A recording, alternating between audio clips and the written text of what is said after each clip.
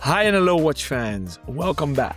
I am Alon Ben Joseph, your co-founder of the Real-Time Show, also known as your resident jeweler, calling in all the way from Amsterdam, together with my co-founder, Rob Nuts, calling in all the way from a very hot city. What city are you in today, Rob? Today I'm in Wrocław, Alon. I'm enjoying the Polish summer, and it is absolutely piping hot, although today we've had a bit of a reprieve. It's down from 40 degrees to around 26, so happy days. Happy days, although not so happy for me. I woke up very, very, very cranky because the Dutch got kicked out, literally, of the World Cup. But I got a mood back up when I looked at my calendar and saw that we have a very, very special guest on the show today that I've been looking forward to have on the show quite some time. The infamous and also ex-football player, Jacky Epitaux, the founder and CEO of Rudis, Sylva. Welcome, Jacky. Hello, thank you for welcoming me on your platform. We wanted you on the show after a very, very fun initial meeting during Watches and Wonders. A little anecdote before we begin, because we have a lot of ground to cover.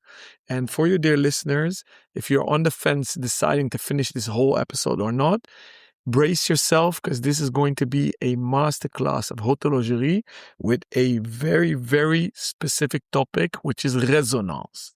Why? I was strolling the halls of Watches and Wonders at Palais Expo this year. And while visiting the most fun hall for me is the Carré d'Horloger, behind the Rolex booth, was one of the most friendly ladies in the watch business, Caroline Pita. Lovely lady, very knowledgeable, very friendly. Kisses, hugs, how are you? How are the kids? And she was standing instead of the Rudis Sylva booth. But the booth, unlike all others, wasn't open. It actually had a vitrine, a showcase. It was very close. So Caroline literally pulled me in, although running from appointment to appointment. She says, Alon, you have to come in.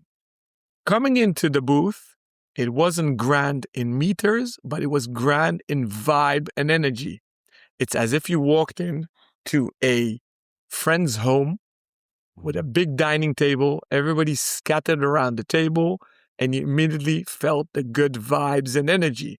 In the middle, sitting, Jacky Epitaux, full of energy, jumping up and down from his seat, shaking hands, kissing, telling stories, and handing out amazing watches. While meaning to stay only for 1 minute, it ended up being a full 40 minutes where I had a masterclass of resonance and tourbillons, carousels, and why the name Rudis Sylva is so important to Switzerland.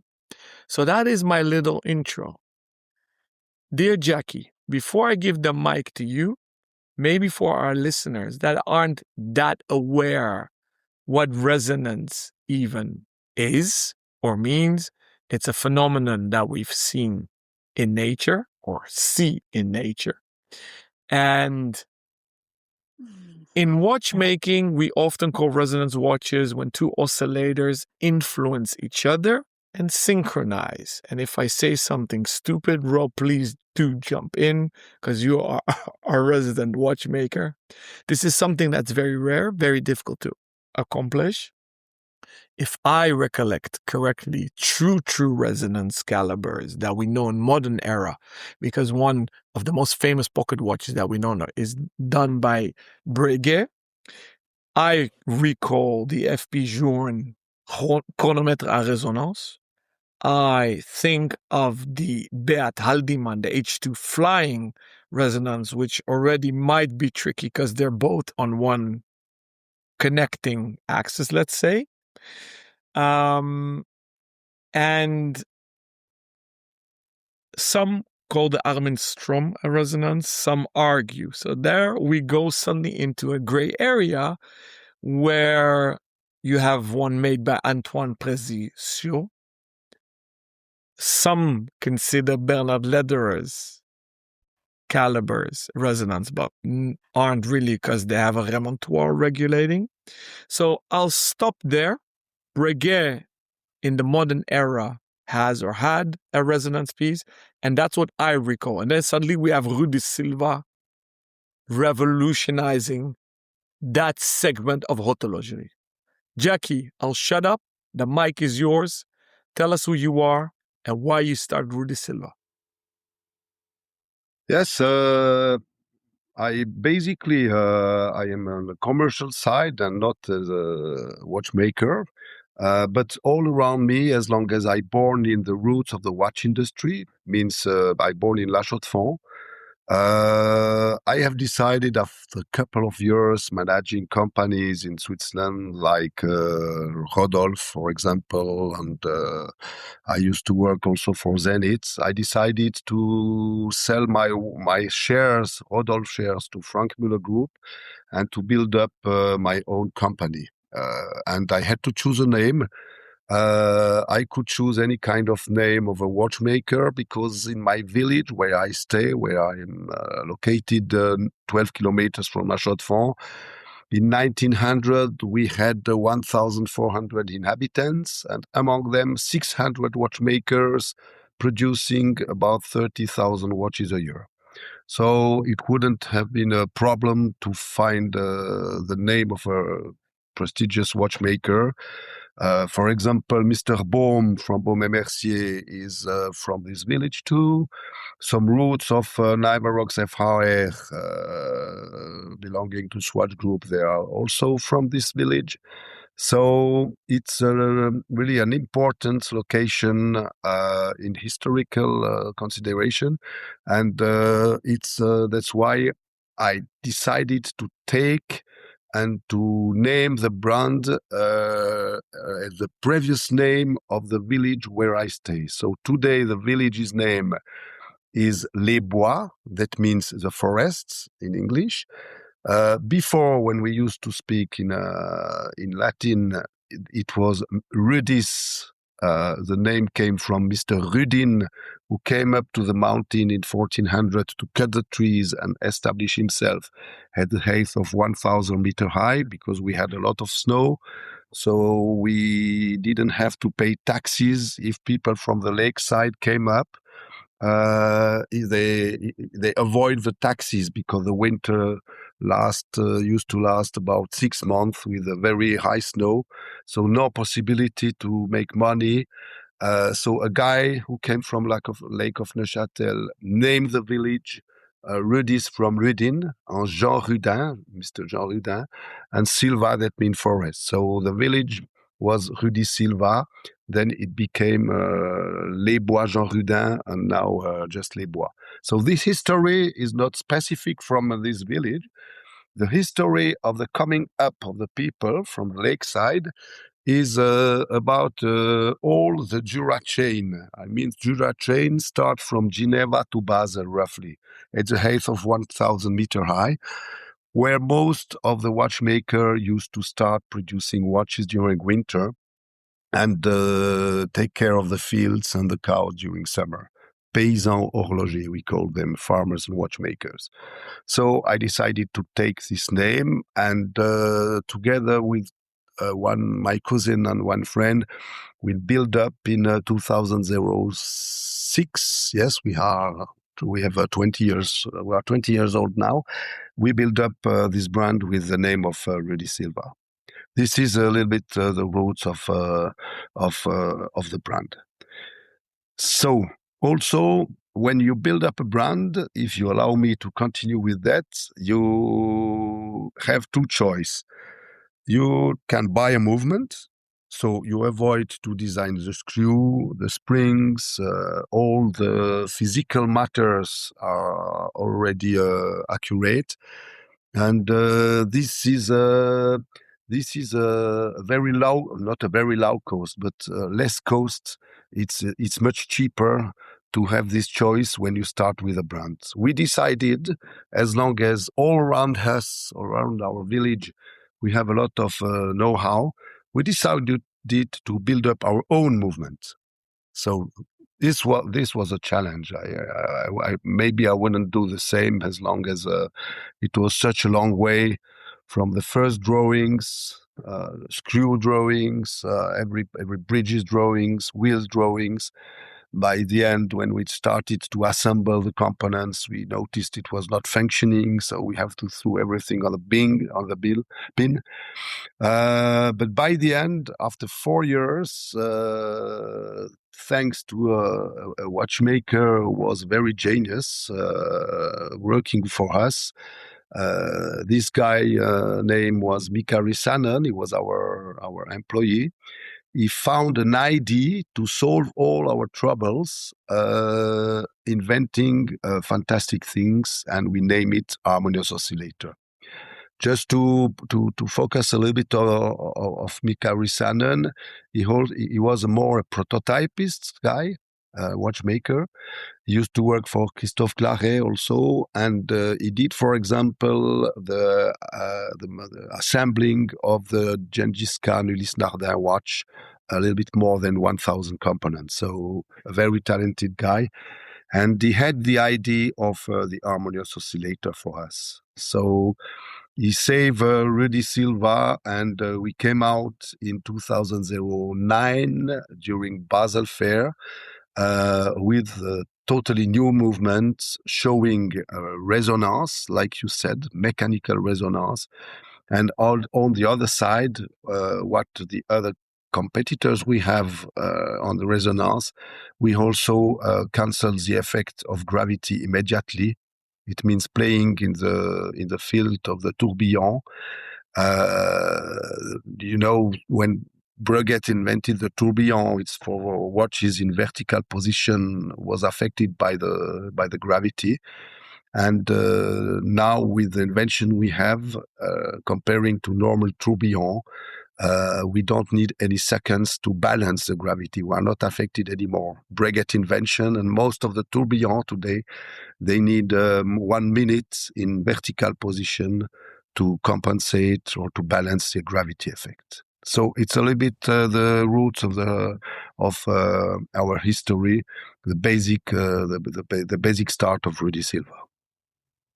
So why was it that you decided, I guess, led by this watchmaker you referenced before, to go down the route of resonance? Why did you make that your central tenet? What is it you think resonance expresses as a, if not complication, complexity in watchmaking?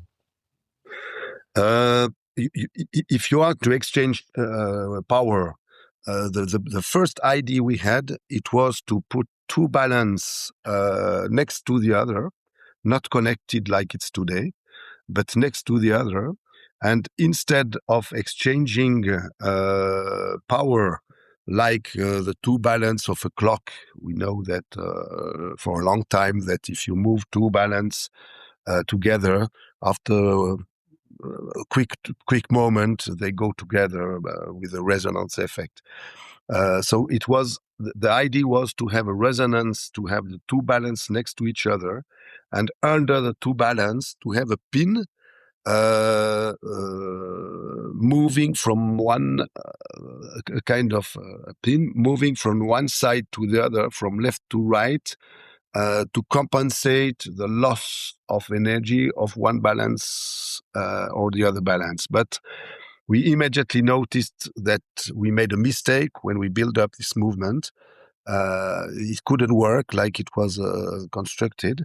So we decided to change, and this guy, Mika Risanen, our watchmaker, had the idea. We bought him a machine, Hauser machine, and we asked him, Mika, take the time you want, keep staying home, try to find an idea to solve the problem we have, because today it's not functioning. So on the drawings, on the computer, it was functioning, but when you assemble the things, it couldn't work. It couldn't work. So we had to find a solution. So after a couple of months, this guy found a very crazy idea, I would say.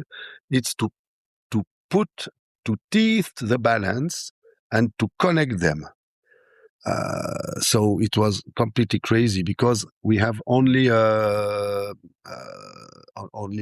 one wheel, escapement wheel, turning one balance, moving one balance, and on the other side he placed another balance without any energy, just placing in front of it and connected the teeth balance together. And we imagine in the beginning that it cannot work because you cannot have a resistance on a balance.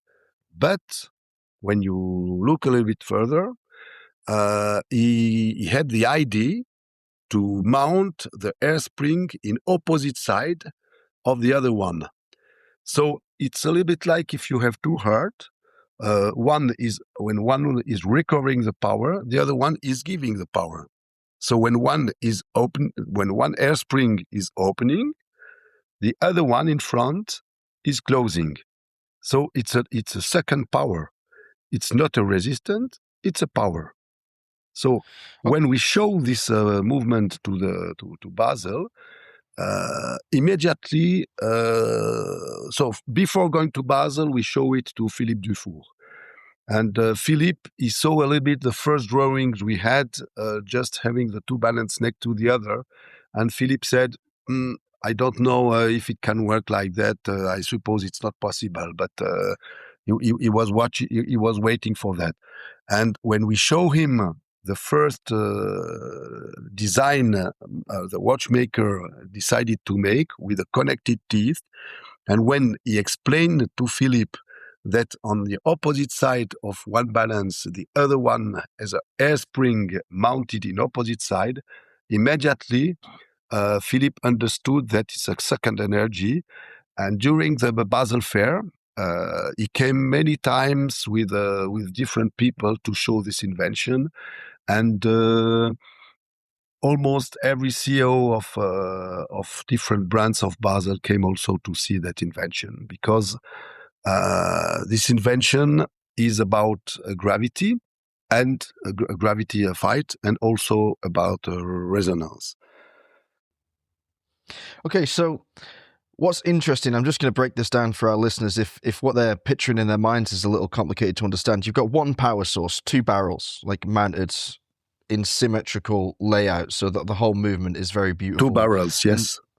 Very easy to understand. These barrels, they drive a normal gear train, a normal escapement, and that escapement engages with one balance wheel. Now, that balance wheel spins in one direction, and it is toothed on the outer ridge of that balance wheel, and those teeth engage with a second balance wheel, which is set up in the opposite direction. So when one oscillation or one vibration moves in one direction, effectively uncurling the first balance, it curls the hairspring of the second balance wheel, loading that in position so that when it spins back and unfurls, it applies additional impulse. And we'll use the word impulse rather than energy so that the audience is clear on the fact that there isn't a second power source driving the second balance. That balance gains its impulse from the first balance connected to the gear train, and then it delivers a secondary impulse to that balance wheel to keep them both spinning backwards and forwards in harmony.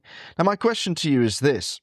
Is this really resonance? Because, of course, you end up with an average of these two hairsprings as they operate, but resonance, as we know it, is two balance wheels that are set separately, communicating their vibrations through a fixed plate, effectively. So you get this resonant feedback from one balance to the other. Is this resonance, or is this resonance 2.0?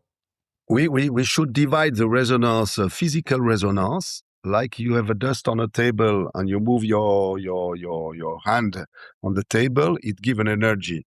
So like François Paul Journe did, the resonance, it's to approach the two balance. It's a physical resonance. If you consider Rudis Sylva or Armin Strom or others, like Armin Strom, it's kind of spring. It used to exist in clocks before, they reduce it. And the air spring is giving the power to the other. So it's a mechanical resonance, we can call it. And what Rudis Sylva do, as long as it's connected, it's also a mechanical resonance, because one energy is giving to the other balance an energy too. So we can call it resonance. The difference with the others that it's another field. We have resonance. We are exchanging the power, but on the other side, what the other one doesn't do is to fight against gravity effect in vertical position. So what we are providing with this device, that if you have the invention of the Breguet tourbillon, the balance, the escapement is turning in a cage in 1 minute. So in the beginning, when you use a gravity effect, you gain time. So you have +1, +2, +5, etc. After 30 seconds, your escapement has to come back. So it's losing the time, gain the 31st second. So -2, -5, etc. And after 1 full minute in vertical position, you have balance the gravity. This is the invention of Breguet. What we do, one balance and air spring in the harmonious oscillator, what I mean, is gaining, for example, +3 seconds. On the opposite side, as long it's connected, it's -3, +4, -4, +5, -5. If it was not a connection together, it's like a double tourbillon. We are not talking to each other. We would have, for example, in one tourbillon +5 and the other one +2. No compensation. They don't talk to each other. The connection of the teeth balance talk to each other and mean that with this theory, +3 together with -3 all the time, +5, -5, +7, -7, it's always 0. So it's absolutely no more affected by the gravity effect. When we show it these to Nivarox engineers who are also providing us the air spring, when they noticed we have teeth the balance, they watch with the micros the balance, and they say, "My God, they teeth the balance." They couldn't believe it. And when we explain a little bit with the demonstration, when we explain it, it was they were very amazed. And then we provided them the test we did, and they say that it's really accurate, and it can work like that. And it's the resonance system is also providing a top accuracy in any kind of position, but particularly. Our system, the harmonious oscillator, is different than resonance watches in terms also of gravity effect fighting. I mean, it's a remarkable technical achievement. I do think that it actually stands alone, separate from like traditional resonance, if we want to call it that. And it's somewhere between that and a tourbillon in its ability to compensate for gravitational impact. One thing that I want to touch on, I don't want to go, and ironically, too far into depth on this, is the depth of engagement of the teeth of those two balance wheels, because of course we're talking about extremely fine watchmaking and tolerances of microns to make this work, but of course you can't lubricate a balance wheel. You can't even put something like an evaporation lubricant like Epitaux on it because it would affect the poise. So these are two unlubricated teeth balance wheels meshing together perfectly with an absolutely precise level of backlash so that they can function without any kind of jamming or excessive wear over time. Have you noticed any problems with this mechanism in actual use? Because theoretically it sounds wonderful, but when it's on the wrist, do these wheels ever jam up together, or is that something you never see? Alors, in the beginning, you are right, Rob. In the beginning, we noticed that we have connected the balance too deep. So we decided to external a little bit the balance. And also, we have teased the balance a little bit cubic, too sharp. So we decided also to cut the teeth in round position on one side and in round on the other side. And the goal was to just have them connected, talking to each other. Not too far, not too deep, but just lightly connected, just to talk to each other. And we immediately noticed that it was working. We didn't lose energy. The amplitude was also very good in any positions. And what was funny that when watchmaker comes to us in the first Basel Fair to watch the device, they said in the beginning, you have a resistant on one balance, it cannot work. But immediately, when we explain that the other balance with an opposite side of the tracted balance has the air spring mounted in opposite side, immediately the light came in the head of the watchmakers and engineers, and they understood the concept. And that's why we got a lot of articles from the press that this invention, also that what we got is some master watchmakers said that this invention is probably as important as Breguet invention of the tourbillon in 1801. So to fight against gravity. And also we borrow this movement to the Bois d'Ypres factory, with also a very famous factory in Switzerland, very famous to produce complicated watches. We borrowed them about 2-3 months, and they noticed it was. They were amazed by the precision when you wear the watch, the compensation, and it's probably also due to the resonance of and the exchange of the power of the two balance together. It's an extremely significant achievement, and I guess I'm going to give it a name. I'm going to call it a kissing coupling, because these components, they barely touch, right? It's just a breath of contact as they move past each other to supply that impulse back and forth. It really is. I'm going to use my go-to word here, fascinating. Fascinating to hear that someone developed something so new. I want to go back to my first question and just drill in on this a little bit further.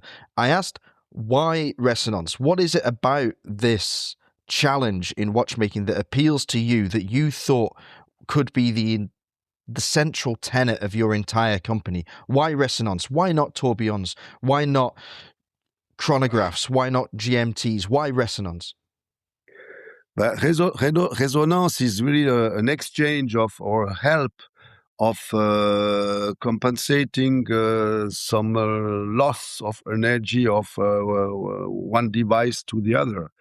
So if you have one, you can be affected like the human people. If you are two, and when one is functioning properly and the other one is a little bit tired or has some affecting by the position or not only gravity but any kind of movement of the people, the other one can help. And resonance, if you consider the resonance today, is to make the watch more accurate in any kind of position. So resonance, Rudis Sylva has it. And on the other side, we have the fight against gravity. So we decided when we show this movement to FR Nivarox, they said also, the engineers, doctors are there, he said, but you don't have maybe to move the cage rotating in 1 minute. If you have the two balance fixed, you have always, for example, +5, -5, and you also fight against the gravity, and you have also the resonance. So when we had the collection RS23 2 years ago, we have the two balance fixed, not turning anymore in a cage. So it was still resonance, and it was also fighting exactly like a tourbillon against the gravity effect, even if the two balance were fixed. So the theory is absolutely adapted to the balance, turning in a cage or being fixed on one position. So resonance for us is really about accuracy when you wear the watch. We have made tests with the COSC, and the global achievement, the global precision after 2 weeks test, it was 1.72 seconds per day average moving. So it's really, when I wear the watch, I never wind it. It's a hand winding movement. I never wind it anymore. And what is extremely important, and what is also is impressive for us and for the watchmaker, that since we started 20 years ago, we never got any watches back from customers about the technology of the harmonious oscillator. We had some other problems. One hands went one screw or something like that, but never about the technology. Never. I mean, that is extremely impressive and highly unusual for such a pioneering technology to go out into the market and to not encounter any real world issues like that for well, the best part of 2 decades now, which is incredible, a great achievement. I guess the angle that I'm really pushing at here is the motivation for choosing Resonance. Was it narrative driven? Did you think, okay, there's a story here that we can tell, similar as you've expressed already with the partnership between people in life and the partnership between these two balances in the movement? Or was your goal really just to create the best, most accurate mechanical wristwatch possible? What was most important to you, Jacky, personally? Alors, the engineers who had the idea to create the resonance, it was to say that physical resonance in approaching the two balance, it's exchanging power, but you cannot measure it or prove it. But we know by the science, by the physical consideration, we know it's providing energy to each other. So the idea was to have a resonance mechanic with this kind of pin under the two balance. And unfortunately, we should have had a differential. And my engineers who did this caliber, he didn't have the idea to also add a differential on it. So it was not functioning in the beginning. That's why the other one, Mika Risanen, the guy we employed, had the idea to tilt the balance. And we follow up the idea of resonance we had in the beginning, but the first idea was not functioning. That's why we exchanged a little bit the idea. And the idea had to tilt the balance and mount the air spring in opposite side was completely crazy. Because like most of the watchmakers said, it seems when you see it, it cannot work. And when you immediately imagined that the other one is not how do you call it? The other one is really a power. It's not a handicap, but you transform the handicap in power. So it's this invention. That's why it was mentioned, an invention as important as Breguet tourbillon in 1801. Yeah, so it doesn't absorb, it restores the power. It takes what it takes from one balance and gives it right back to it. It's, an ingenious solution, that's for sure. You mentioned that when you released this, I don't want to call it a complication, I want to call it something else. Let's call it an incredible function. When you released this invention into the world, it met with positive reception in the press. That is unsurprising. The press love to have something new and interesting to talk about, and this really is both those things. How is that translated into sales and the growth of your community? Do you have a very large community globally now buying Rudis Sylva watches, or is it still a very small family? Alors, it's still a small family because, we decided also to add to this technology all the talent of the friends we have around us. So immediately we decided not only to have technology in our movement, but also to have a superlative finishing. So also journalists were talking about the superlative finishing.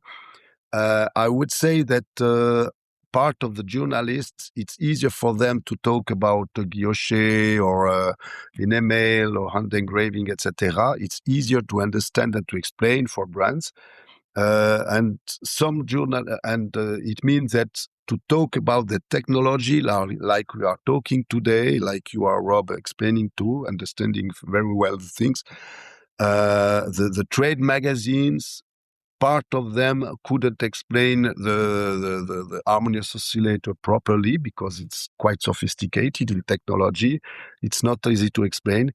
So we had excellent articles and quite a lot, but not as many as you invent. I don't know what kind of things very easy to explain.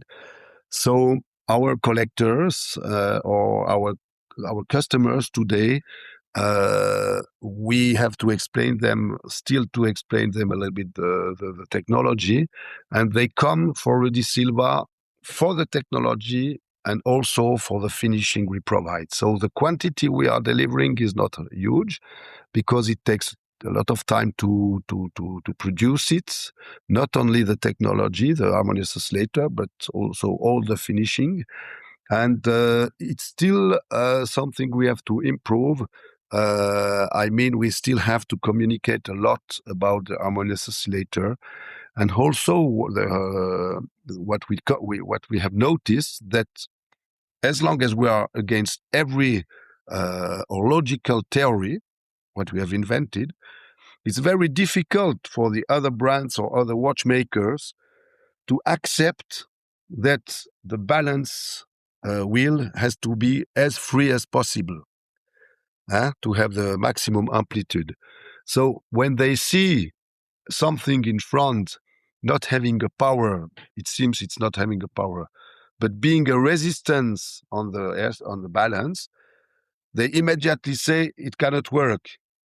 So you always have to have to get the acceptance of the watchmakers to finally make them accepting a new theory of the watch industry. And today, what I'm very proud that in Le Locle, in the Swiss Watch School of Watchmaker, we have a lot of teachers who are coming every year during the show in Geneva with a classroom to show the harmonious oscillator and to educate the students to this new theory, because they consider, the teachers in the watchmaker school, they consider this invention as a major invention.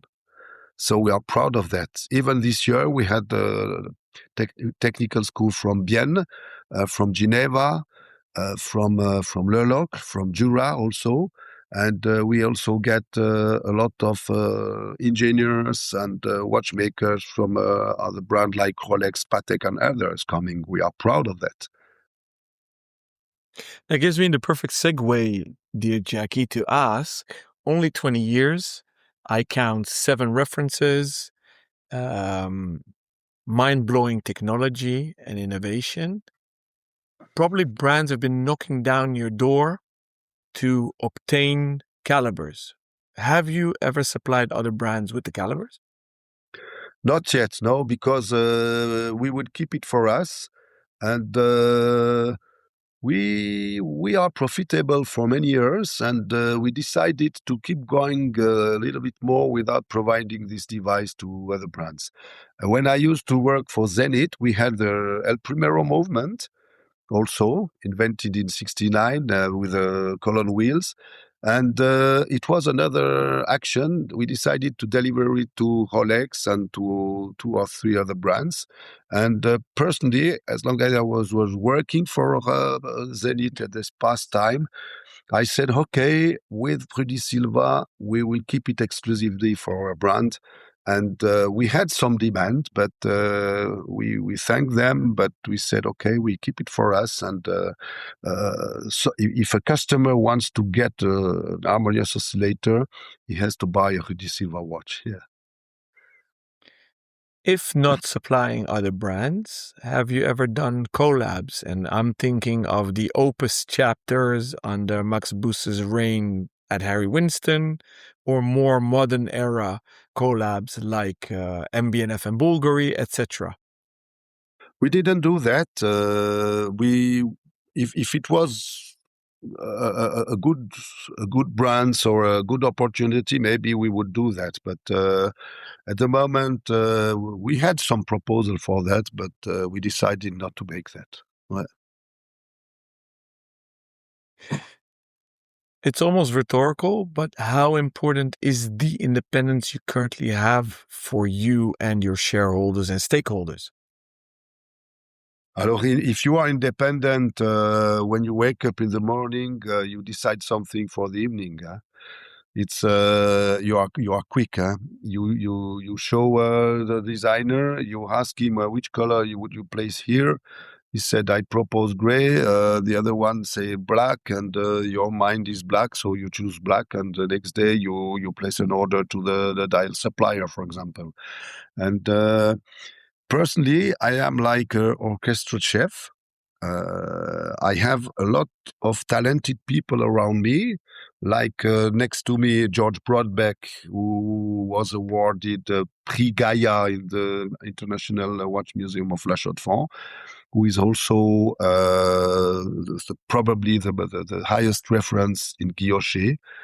Now he's retired. So I have around me very good advisors. On the other side, I have Jean-François Erard, good friends of mine, about 500 meters living from us. He did, for example, the double tower square gong from Grebel Force, and it's extremely difficult to repeat this thing. And he's also a good advisor for me. So I have around me a lot of friends who can advise us what to do and which way, and to be independent. It's good also to have around you not only money, and sometimes money is affecting your project, but to have talented people who has a know-how, a long experience in watchmaking, and saying, don't choose this metal, don't do that, choose probably this way and not that way. And this is much more helpful sometimes than a lot of money on the account. As an entrepreneur, what are the biggest bottlenecks you encounter today? Alors for us, we would like to increase the quantities to 50 to 100 pieces a year. Now we have built up the roots of Rudis Sylva during the first 20 years. The roots about the accuracy of the product, the recognition of the harmonious oscillator, the proofs of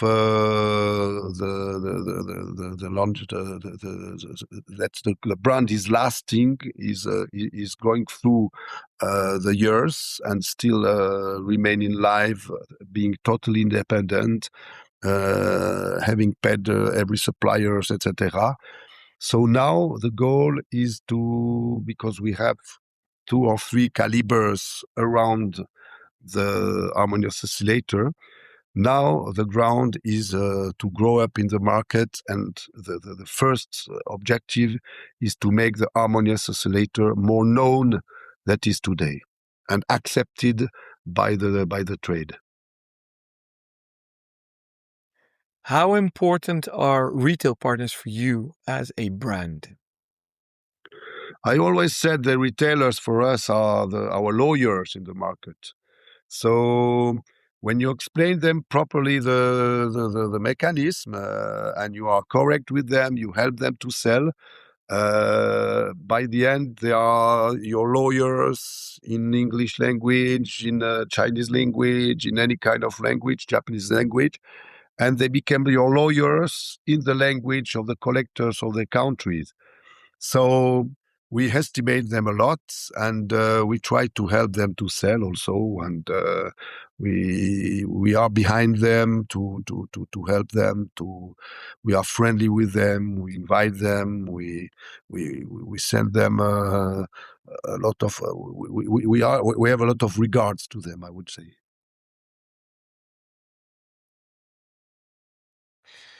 I enjoyed the special orders section on your website very, very much.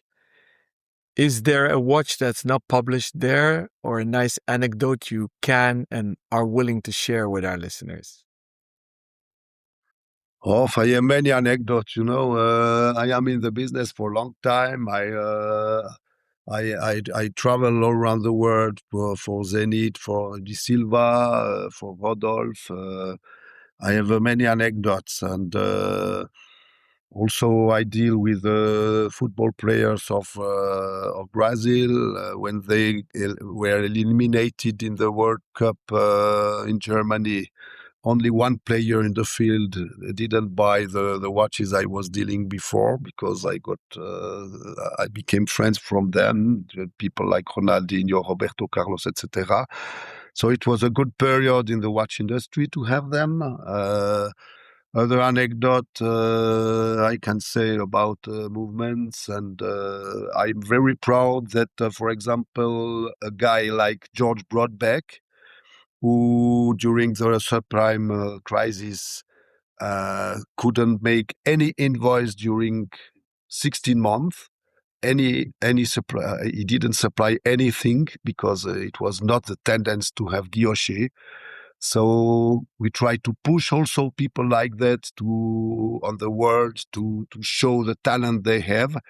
And even if this anecdote today is the past, as long as George didn't sell during 16 months any pieces, today he got the recognition of being the top of the guilloche guy in the world, and he was awarded Prix Gaia in the Watch Museum in La Chaux-de-Fonds.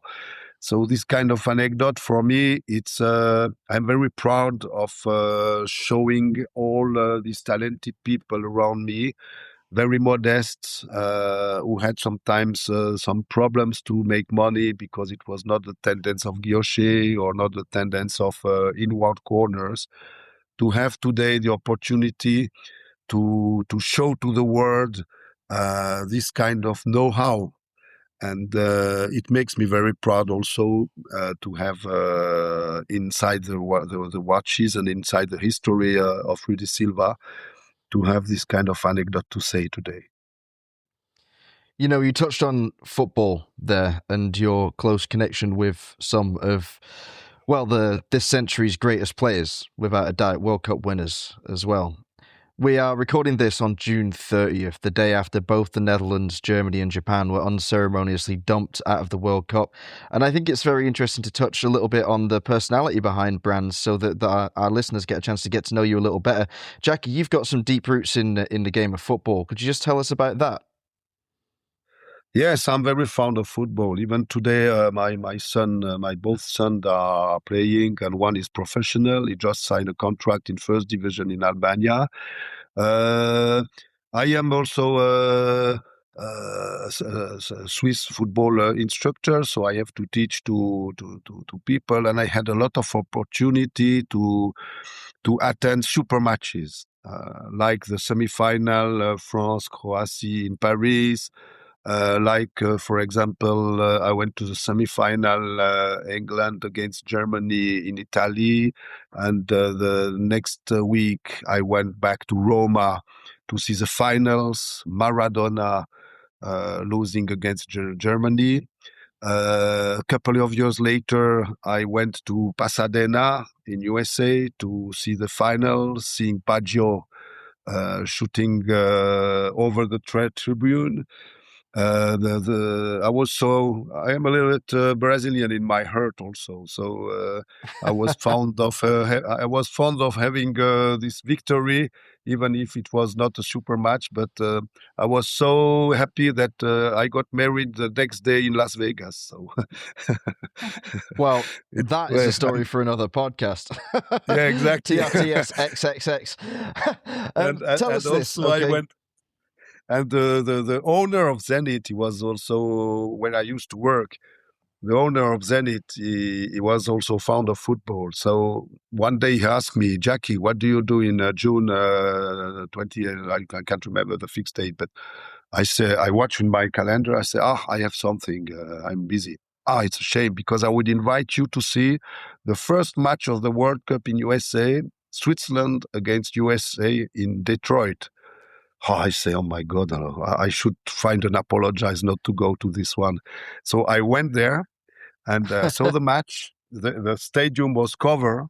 The temperature inside, it was about 50 degrees, completely crazy. Then I came back to Switzerland. After I went to New York to see the semifinal. Italy against Bulgaria, and after I cross USA to see the final. And also I had the opportunity to see, unfortunately, the Brazil losing against France when Zidane did a super play. And after I went to Germany in Berlin to show the match France-Italy, and I was inside the stadium, and suddenly Zidane had this bad head kick, and the action was on the right side. So the French people and the public, we didn't see what Zidane did on the left side. Everybody was crazy about the decision of the referee. And by the end, when we saw the picture, it was totally right to exclude him of the field. But yes, it was a very big experience about football, and I have more and more and many others to say you. But I will stop here. Wow, we have stories there from World Cup stretching all the way back to 1990 and some of the most classic moments that you've seen with your own eyes, which is quite incredible. I would ask you now, this episode is due to go out on July 26th, 1 week after the World Cup final. So I'm going to put you on the spot. Can you predict for us who will have lifted the World Cup trophy last week when people listen to this? Will it be one of the usual offenders? Will it be Argentina again? Will it be your adopted nation of Brazil? Will it be Switzerland? Will it be England? Who do you think is going to emerge victorious this year in World Cup 2026? Bon, if it's Switzerland, I offer you the champagne, but I don't think we will win. Even if I'm Brazilian and they have 5 stars, they will not win. It's not a super team. They have a super trainer. And when I saw the Holland playing, I said, okay, with such a team, they could reach a final. I was very fond of the team of Neskens, Cruyff, Arie Haan, and all these super players of this period. So I said maybe Holland is coming back. Unfortunately, they lose last night, but as I can see, the players they have, France is again one of the favorites. And I was also amazed of Morocco playing against Brazil. Technically, they are good. And I would say maybe they could also reach the final, the Morocco. Yeah, well, if they want to reach the final, they've got to go through France. They're currently slated on June 30th, as we're recording, to play France in the quarters if both should make it so far. So that's a fine matchup very early in the tournament, one stage earlier than it was last time around, because France and Morocco played in the semis in 2022. I think you're right. I think France are the favourites. I think they're going to be... I hope they're playing either England or Argentina in the final. My pre-tournament pick was a France-Argentina rematch, with France claiming their 3rd title overall and 2nd in 3 tournaments. So let's keep our fingers crossed for that. We're going to pivot away from football and back to watchers for the final question. I love what you've done technically. I think that the style of the watches is very beautiful. Actually, you mentioned Brazil's coach, Carlo Ancelotti. I could see him wearing a Rudis Sylva. I think that would look perfect on his wrist. But what about for people that like more futuristic styles? What about people that like something a bit edgier? Will you deploy this new technology on a new stylistic platform in the future? Or will we always get Rudis Sylva in this more classical vein? If you pay a lot for a watch and you want to keep it on your wrist, and you want to go a long way with your watch, you are proud of that. If you are too crazy in the design, or if you make something too crazy, then you have the watch after 2 years on the Chrono 24.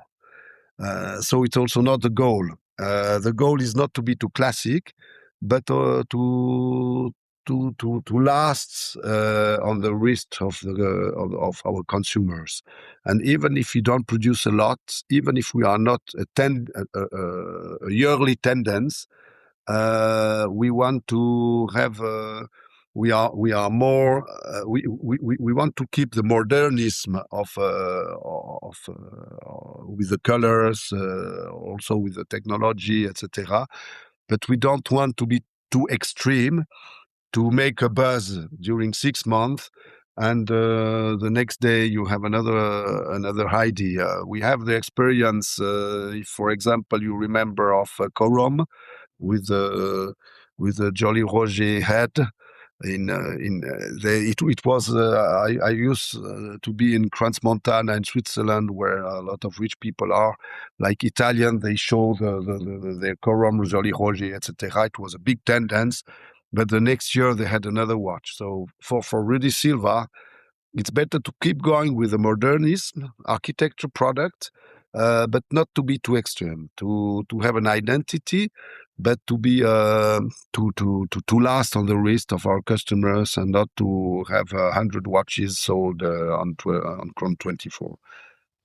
There we go. Progress and permanence in one package.